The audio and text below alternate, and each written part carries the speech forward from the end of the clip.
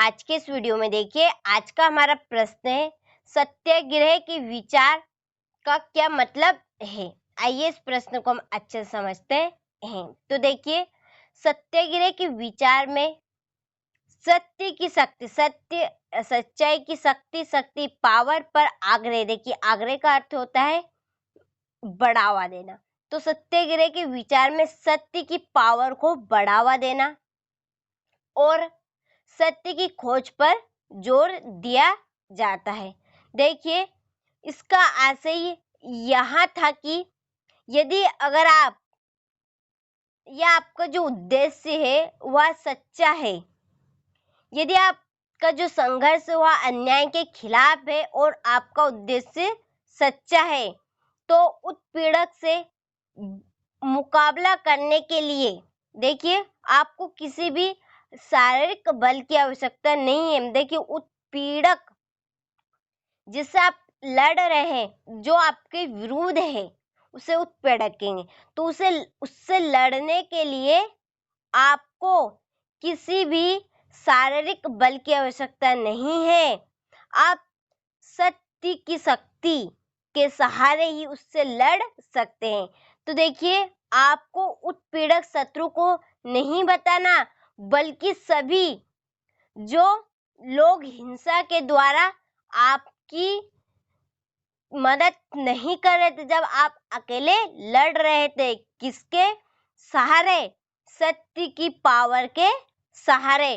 तो आपको उत्पीड़क शत्रु को नहीं, बल्कि सभी लोगों की हिंसा के द्वारा सत्य को स्वीकार करने पर उन्हें क्या करना, विवश करने की बजाय सच्चाई को देखने और उसे सहज भाव से स्वीकार करने के लिए उन्हें प्रेरित किया जाना चाहिए।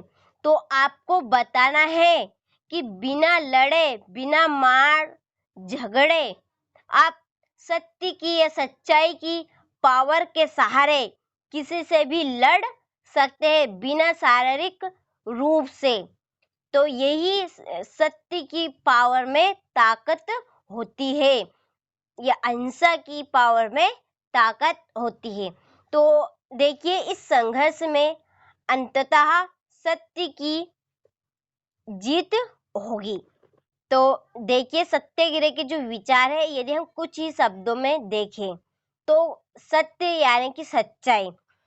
सच्चाई में इतनी पावर, इतनी ताकत होती है कि बिना लड़ाई झगड़े से हम जीत सकते हैं। तो सच्चाई में इतनी ताकत होती है। तो क्या है सत्याग्रह के विचार? कि सत्याग्रह के विचार में सत्य की शक्ति पर आग्रह और सत्य की खोज पर जोर दिया जाता था।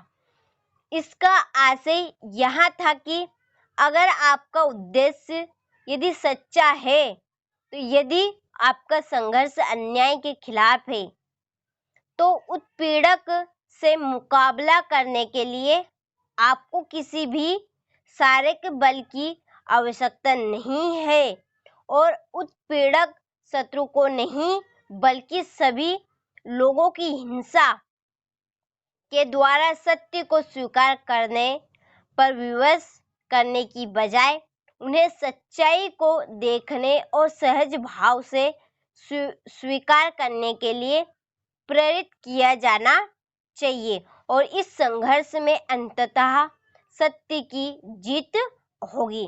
तो ये था सत्याग्रह के विचार का मतलब कुछ शब्दों में।